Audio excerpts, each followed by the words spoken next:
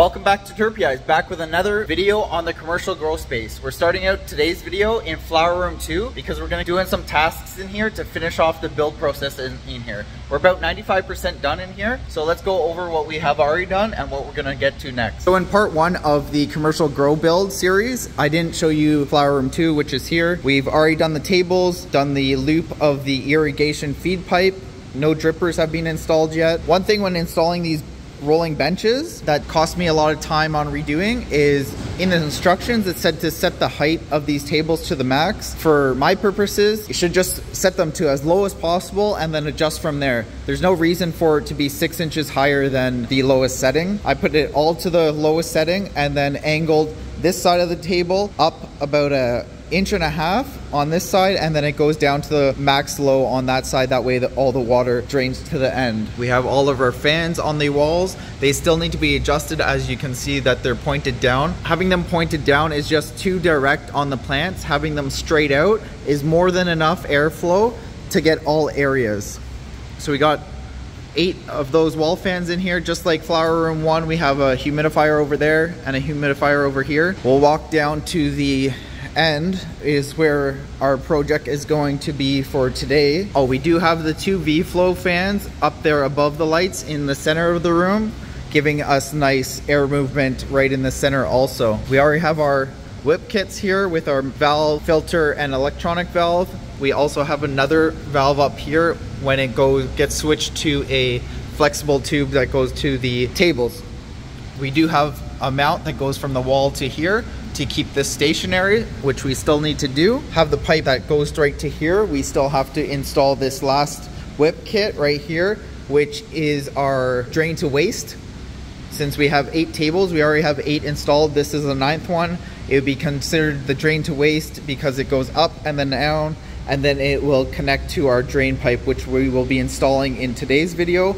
We'll get that all glued together and mounted on the wall just below our drain spout. I haven't installed it in there yet, but we have our drain right there. I'll use some thread tape on the underside of that drain, and then we'll install this so it goes here, and then we'll glue this barb fitting into that fitting, and then we'll have a good connection to do our flexible hose from the underside of the table into this T, which is going to be angled from, this will be the high point, and it will drain all the way down. Probably put about 1 inch slope across the entire room of 40 feet.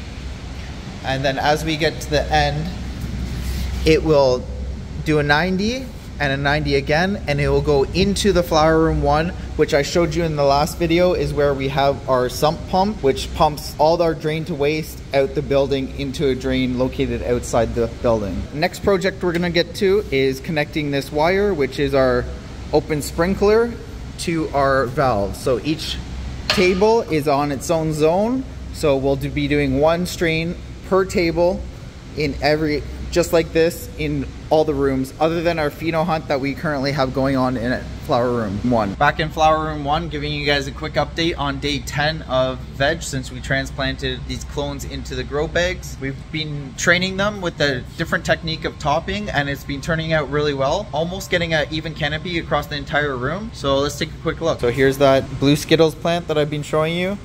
These bottom growth is reaching up to the top. As we go down the row, we can see how even a lot of these plants are becoming.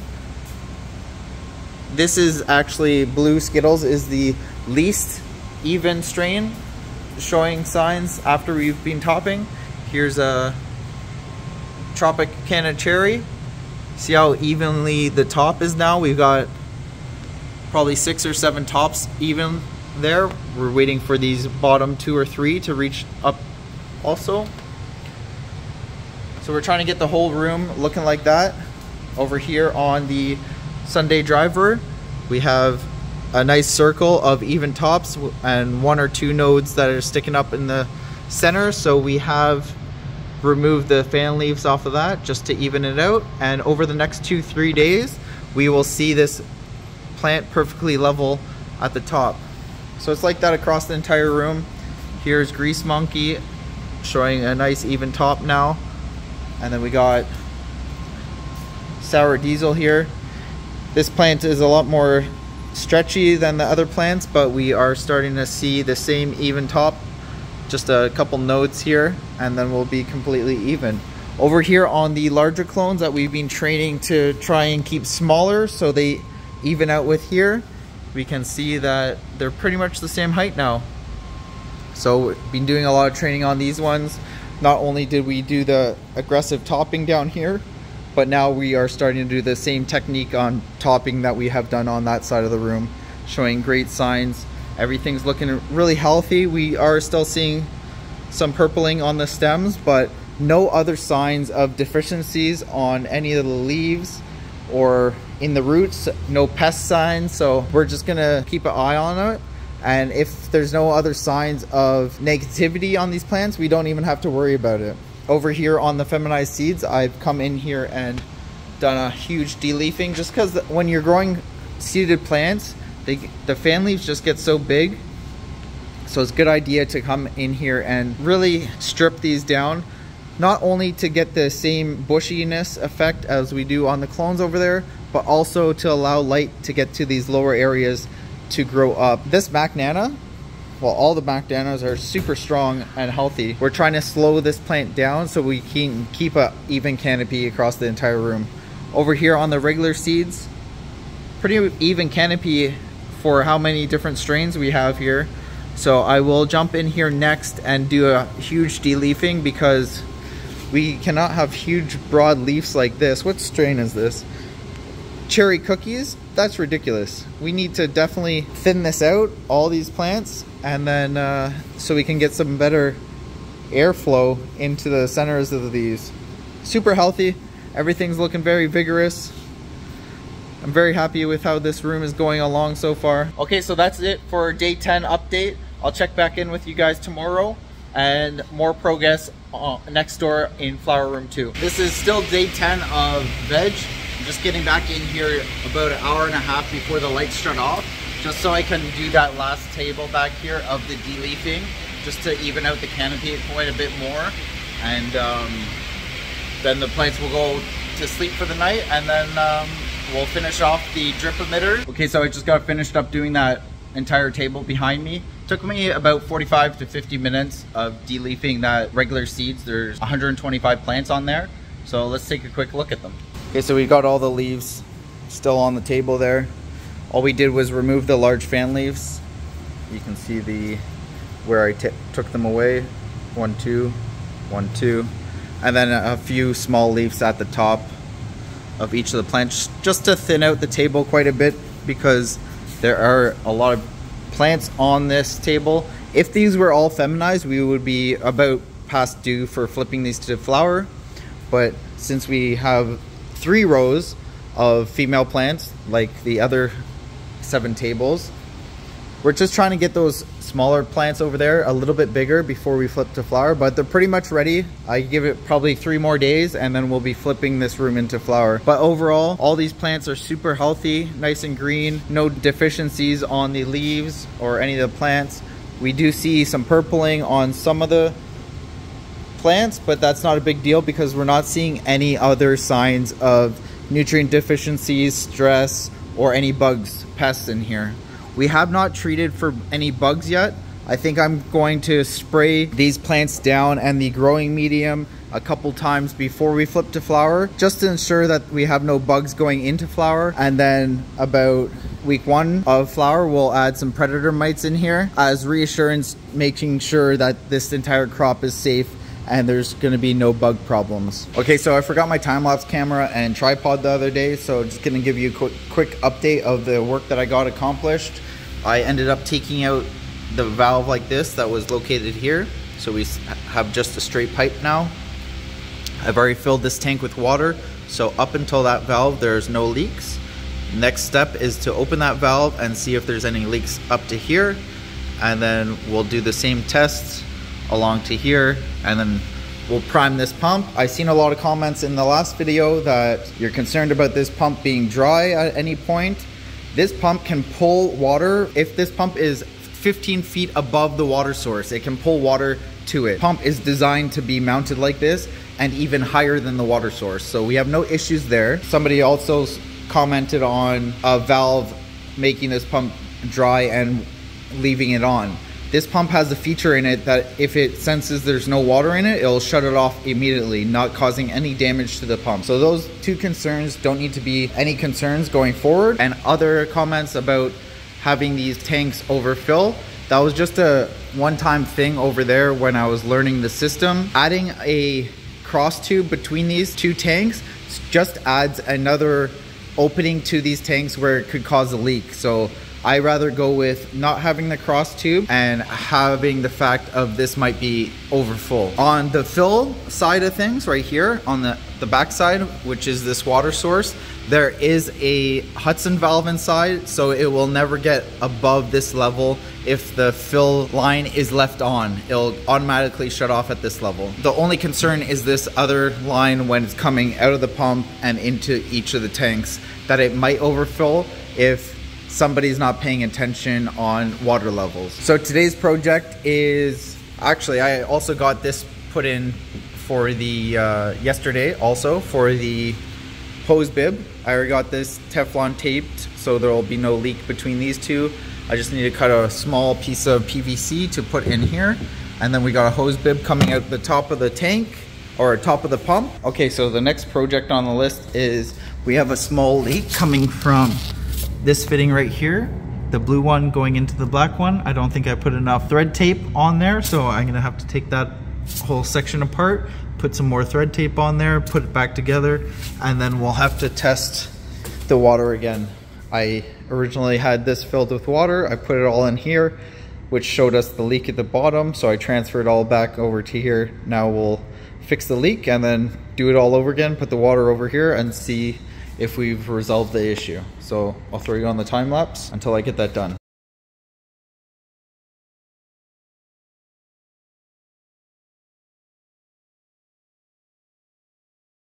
Okay, so that was a quick fix. Only took about 5 minutes or so. I'll test it out now by transferring the water into there, and then we should be good. If everything's all good, then I'll fill up both tanks with water, and then the irrigation system will be 100% complete. Okay, another quick update. I don't know how well you'll be able to hear me over the water sound being transferred from tank 1 into tank 2. We've got all the valves and unions all watertight other than this one under the pump. It is leaking a little bit from right here. Usually if you see that right at the bottom, usually after about a couple hours it might seal up just because it's been dry for so long, but we'll see how that turns out over the next little bit. But overall everything's working out very well right now. I do need to still add, I'll show you on this one, it's just 90 degree right there, so I'll add about 3 or 4 inches of straight pipe under there just to make it a little bit lower in the tank, because right now with the amount of water that's coming out of here, it lifts this actually up. That's why it's really wet up here. So the pressure of the water just lifts it right out of the tank. So by adding about 4 or 5 inches, it'll keep the water inside the tank. So we'll leave that be to transfer over there, and then we'll move into flower room number 2 and give you guys a quick update on this room. As again today I forgot the charging cable for my tripod and camera, so I'm not able to give you guys any time lapses. Just like yesterday I forgot the camera. So yesterday I got the drain line done off the tables, all attached to the wall, along with from the table to the wall. That's all done. And then this black cable just needs to be zip tied nicely, attached to the drain line, and then it goes down the table. Each of the 8 tables, we have a water content / EC sensor that goes into the growing medium. So we have 1 per table to start out. That's all that I could afford for this budget on this build, but that gives us enough for 1 per strain to automate our irrigation system. So I'll jump in here next and zip tie these last wires to make it nice. I've already done it across the entire wall here, so we just need to do down and then across to the tables. And then lastly we'll do for the Pinnacle controllers, we'll clean up the power cords here, and then we'll be pretty much done in this room, other than putting the feed line from here to the table and then one last mount onto the wall. So I'll give you guys an update once I complete all that work. Quick little update for you guys. I got the valves all wired, 1, 2, and 3 all wired. I went to start testing all the leaks and ended up with a leak in here. I just didn't have enough Teflon tape around this seal, so it was leaking out of that connection right there. So I'll put about 15 to 20 rounds of Teflon tape on here and then put it back in, and then I'll throw this pump back on the wall mount and give it another go. Back in flower room 1 with a little update for you guys. Hope me hand watering the entire room once again. Unfortunately, I have some bad news, as you've seen me in the past in my 9-light room go with a cheaper brand drip emitter, and that ended up being a problem a few times for me in that. And I've learned my lesson and only buy Netafim products, which I still recommend only doing. Unfortunately, I wasn't in charge of getting the emitters that I wanted and purchased a lower quality dripper from China, thinking it was going to be a better decision. Well, that bit us in the ass, and we ended up having over 80% of the drippers not working. So we're gonna have to go out and buy some Netafim now on a second time, which is unfortunate, but we're gonna make it work now and replace all the drip emitters, and then we'll be able to automate this watering in here. So let's take a look at the plants now. So here's that blue Skittles that we've been referencing this entire grow so far. Beautiful. This table is pretty much almost full now. I think we'll be ready to flip to flower in about 2 days. I kind of wanted the drip emitters to be working by then, but as you can see, I pulled a lot of them out that don't work. So we need to resolve that issue before moving forward. Sour diesel over here looking real good, getting tall. Pretty much all of them have flat tops now, just one little growth up there. Over here on the seeded plants, everything's looking great, and the regular seeded plants are looking good also. I'm ready to flip to flower anytime now. Just we got to resolve this drip emitter system in the next day or two, and then we'll flip to flower. So let's head over to flower room 2 and complete the build over there. Okay, so we're starting out tonight off in flower room 2. Our clones arrived earlier today. Got 8 different strains here. We'll go over each of the strains. We got 94 clones of full gas. I'm not gonna mention the company that we got these from because I'm very disappointed with the roots on most of these clones, as a lot of them are brown and very weakly. Roots like that is not really acceptable. They're very light green, seem to be pretty weak clones overall. We got aliens here, lemon orange. Show you, like, come on, what is that? Not very happy at all with these, but we'll make the best of it. Orange, lemon orange. I forget what TT stands for. We got King Juice, 100 plants there. Velvet Moon, excited to see that one. Strawberries and Nori Cake. So we got our clone set up. Last thing I got to do in here to get this room completed is level the tables. Well, not level them, angle them up about 1.5 inches higher on this side and max low on that side. And then this room is pretty much done, and then we can start putting the cocoa bags in here, which we'll do right after I finish angling the tables.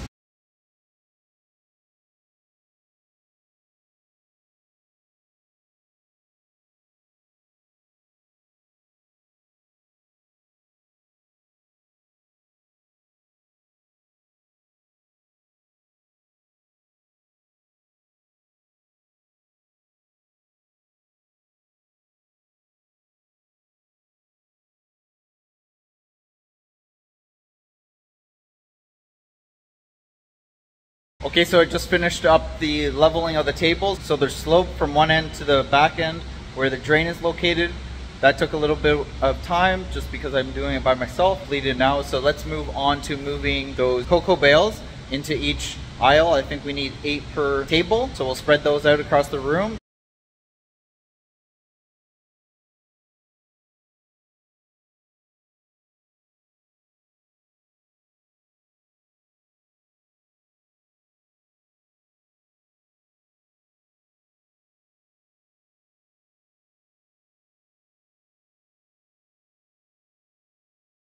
Just finished up bringing all the bales of cocoa in here.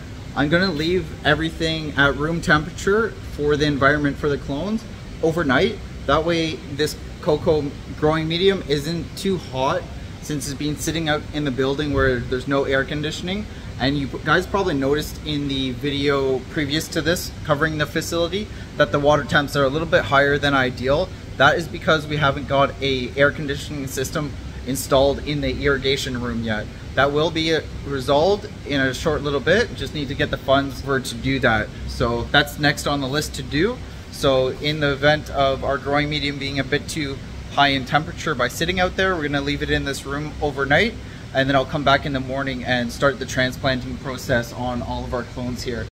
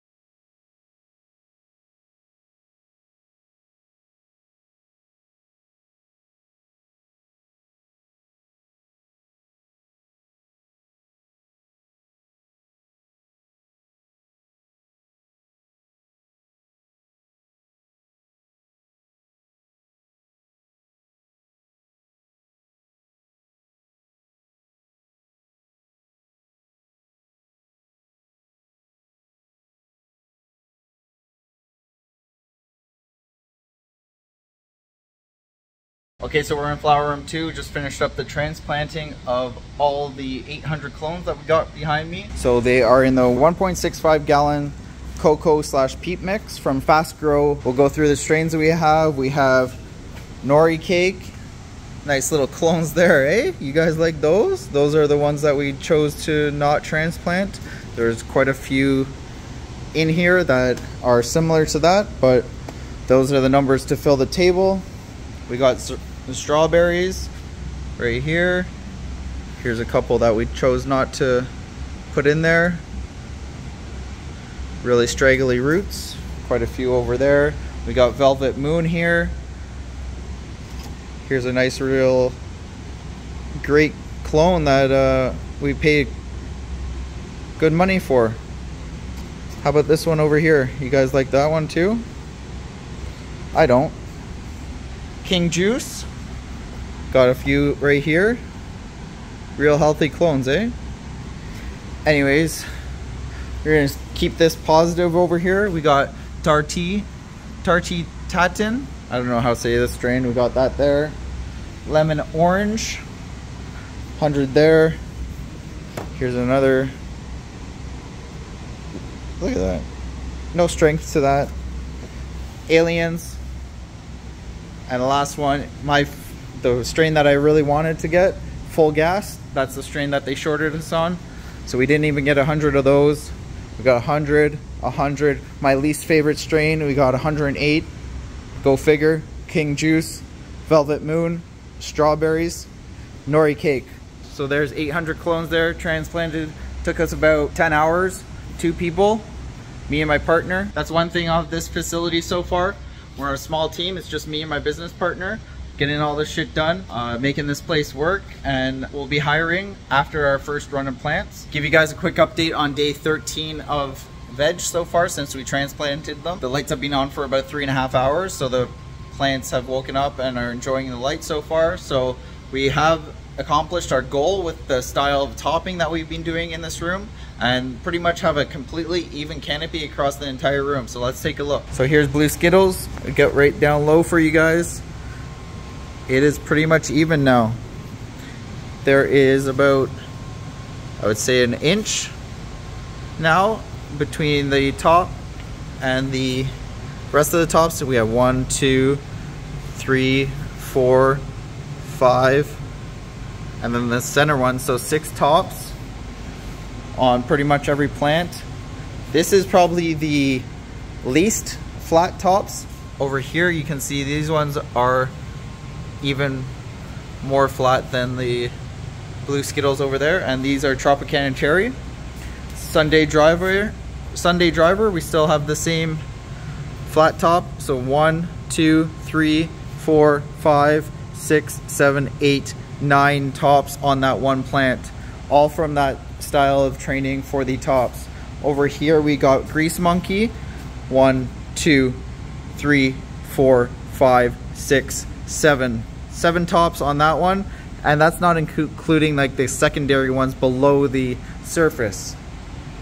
Again, it's pretty much all the plants. If we went down farther, there's actually a lot better plants farther back in the room. It's just easiest for me to show you the plants over here. Grease Monkey, much taller than the 4 other strains we got from Hidden Valley Genetics, but very happy with the clones from this clone supplier. Super healthy, very strong genetics, growing nice and healthy. We got Stomp Berries, Permanent Chimera, and Platinum Pave on this one. We're gonna have to put some trellis netting on here and pull these branches down to fill the canopy, just because these plants are so tall. They didn't really bush out like the other ones because of the age of these plants.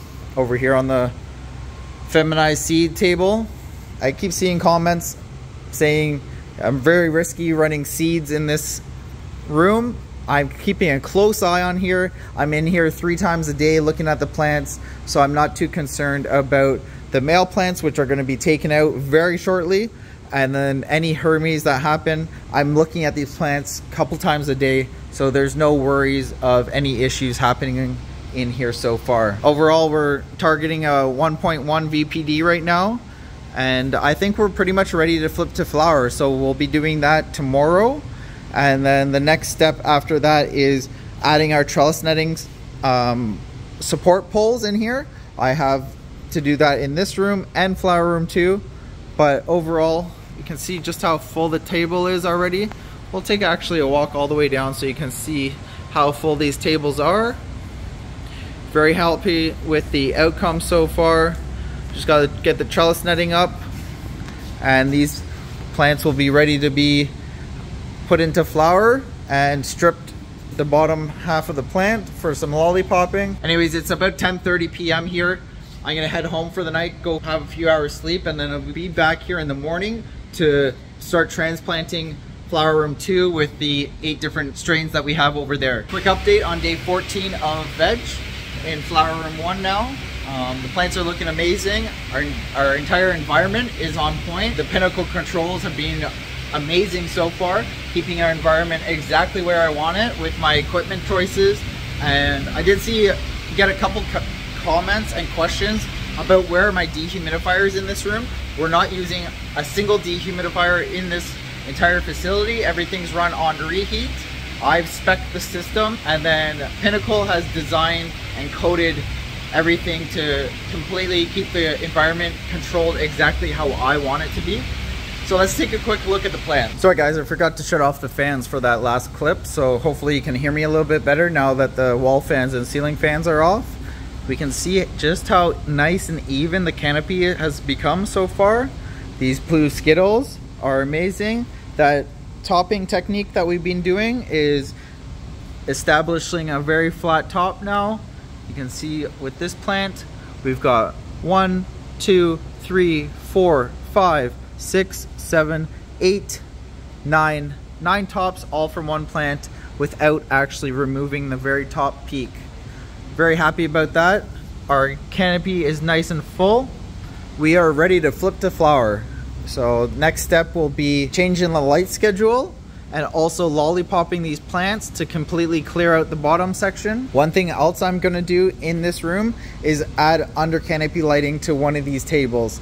I think it's going to be the sour diesel table, just because those plants are a little bit taller and they might really enjoy that under canopy lighting, where we'll have to do less maintenance, or I should say lollipopping, with the under canopy lighting. A little problem that we have is our feed tubes. Little flawed design that I had. You can see on this one also, once the water got into these pipes aren't strong enough to hold the water, so they collapsed. So in the next day or two, I'm gonna get in here and change the design of this. I'll put a 90 down, and then this fitting will be turned upside down. So the white pipe will come out the bottom and go directly to there. That way we don't have a loop anymore. The pipe just has to go diagonal down to the table, and I don't think we'll have that issue anymore. So we'll get to that in the next day or two, but I think we're pretty much ready to flip this room to flower.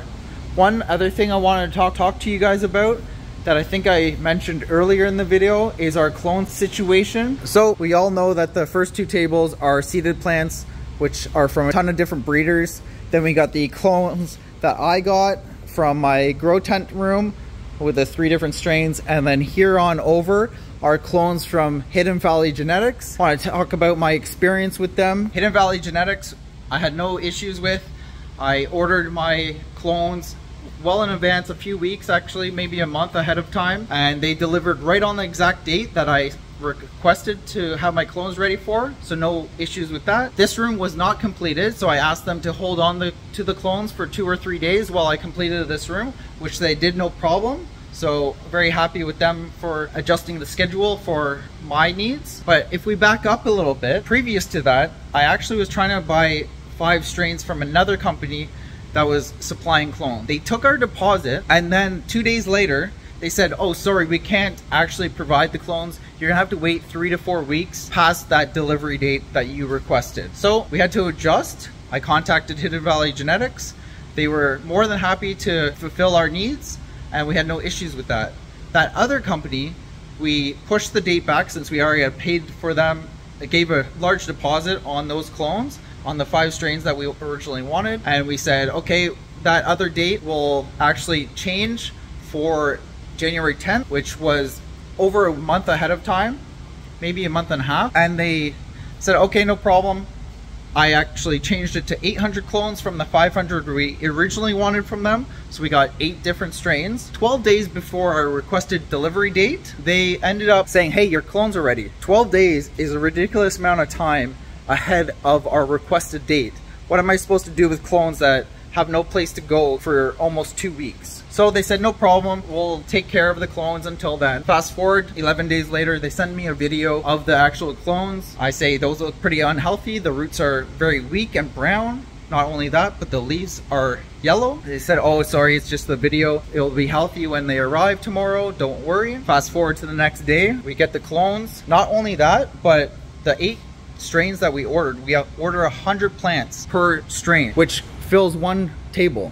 We designed these tables to have 85 plants, so we order 100. That way, during the veg period, we can get rid of any weak plants or any slower plants. Like this one, I wouldn't flip into flower, or this one right here, which we're gonna thin these out before we flip to flower. But in the other room, the other clone supplier took it upon themselves. They didn't have enough clones of one of the strains, so they said, hey, we'll just add more of the other strain. What am I supposed to do with 110 of one strain when I only need 85? So I'm paying for 10 more that I didn't request of that single strain, and the other strain I only have 95. So after my veg period, I can only remove the weakest 10 plants or less, which is far too little of a selection of trying to make these rooms maximize their yield. Just my little spiel on clone selections from different companies.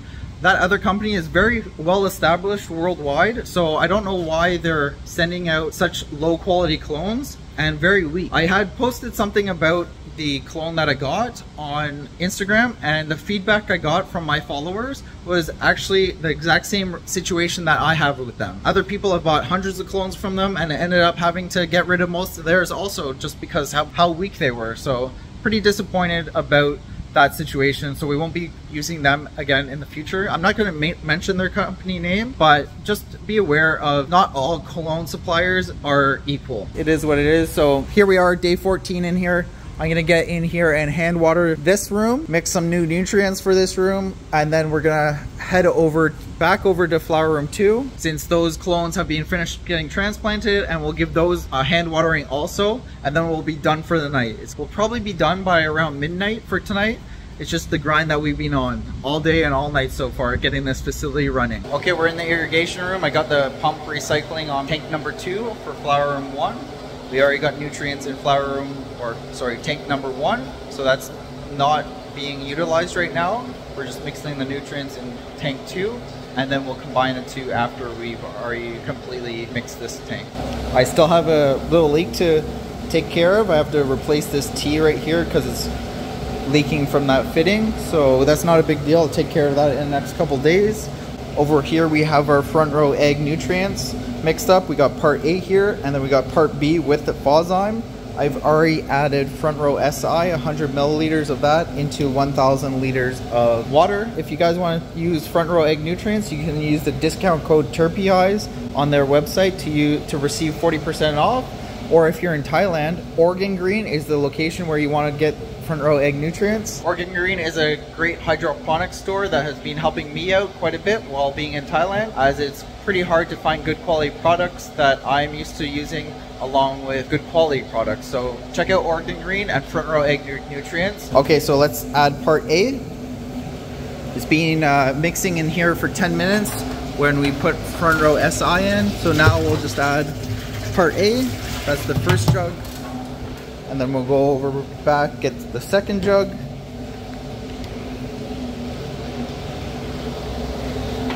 And then we'll add that. Sorry guys, in April I'll be getting a filmer, so hopefully the content and quality will go up by then. But currently this is how we're gonna do the vlogging for all the videos going forward so far. So we'll let part A mix in tank number 2 for about 10 minutes, and then we'll add part B with the Phozyme in it. Okay, so it's been 10 minutes. We're gonna add part B to the reservoir now. Come over here, put that in, rinse out the bucket, and then we'll get the second jug, which has the Phozyme and part B in it. As you can see, it's a little bit different colors, a little bit more purple. Pour that in there, rinse out the bucket. So we'll let that mix for about 20 minutes, let it get fully mixed up in that tank, and then we'll combine the two so it's fully mixed in the 2 tanks, and then we'll be ready to go into flower room 1 and do the hand watering. In the meantime, I'm gonna mix the nutrients in both these tanks for our first watering in flower room 2. Just want to jump into flower room 1 right now just to give you guys a quick update. The lights are about to shut off in about 25 minutes. So normally I give you guys the update within 2 hours of the lights turning on. So I want to talk a little bit about DLI, which is daily light integral, how much a plant can absorb light throughout the specific day or light schedule that it's on. You want to see your leaves and plant start to relax, which is slightly drooping down, anywhere between 30 minutes to 15 minutes before the lights turn off, which gives you a great sign of knowing that you have the proper amount of light being given to the plant throughout the entire day. If your plant starts to droop like this, like a few hours before the lights go off, then you're giving the plant too much light throughout the day. So you'll either want to raise lights up or dim the power down a bit. We can see that each row is starting to have its differences for each strain. So I raised this light up a few inches because these plants start to relax about 40 minutes before the lights turn off. Whereas over here on the sour diesel, most of them are still praying up. There's a few back there that are relaxing right now. So we know that this row is receiving the proper amount of PPFD throughout the entire day. Same with over here, the grease monkey. We see most of the plants all still praying up slightly, and then we have one or two of them back there that are starting to droop down, meaning our light is perfect for there. Same with over here. They're actually the opposite over here. Most of these are starting to droop down, so we're really good on this one. This one's more relaxed, meaning that it is getting more light than this strain actually needs. And we can tell by how much higher this light is now. I've been raising this every day, getting this light more dialed in, so we're getting closer to lights off period where they're starting to relax. Over here on the blue Skittles, most of them are all still praying.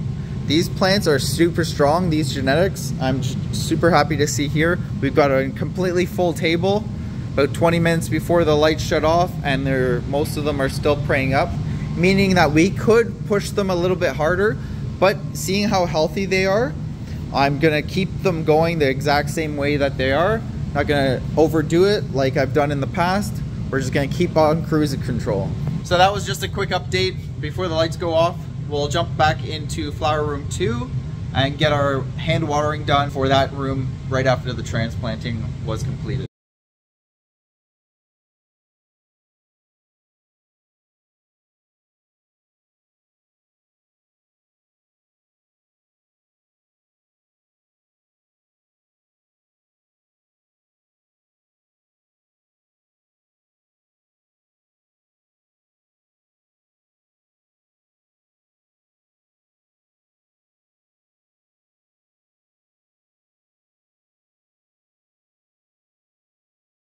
All right, I just finished up hand watering this entire room. Took me a couple hours. All the plants are fully saturated. That's what we do when we put the clones directly into the growing medium.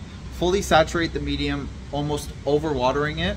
That way you just leave the plants to grow over the next 2 or 3 days until the growing medium water content goes down to 30%, and then they're ready for their second water. So here's strawberry. Got it fully watered in. We did that across the entire room. The clones that we think are too weak or the worst ones out of the whole bunch are at the front. I'll just have to throw those out after. All I'm using to water these plants with is a shower spout. It has 200 holes in there. On off switch there, quick release, 30-meter long hose, and then the hose bib on the wall over there. We gave the plants around a 2.3 EC level with a pH of 5.6. This is cocoa/peat mix from Fast Grow in 1.65 gallon bags of growing medium. There's about 100 per table, give or take 1 or 2, depending on how many clones we didn't transplant, but overall there's about 800 plants in here. Okay, before I end out this video, I just want to finish off this video in the grow tent room, since tomorrow's video will be the completion of this grow tent series, which is season 1 in Thailand. As you can see, the last tent to be harvested is the permanent chimera. I've already got the stomp berries, the platinum pave out. Here's all the twigs of there, and then also the other stomp berries. Currently just have this room set to cure mode, 60 degrees Fahrenheit or 60% relative humidity. Anyways, that's all for this week's video. Happy growing, everyone, and remember to get out there and make it happen.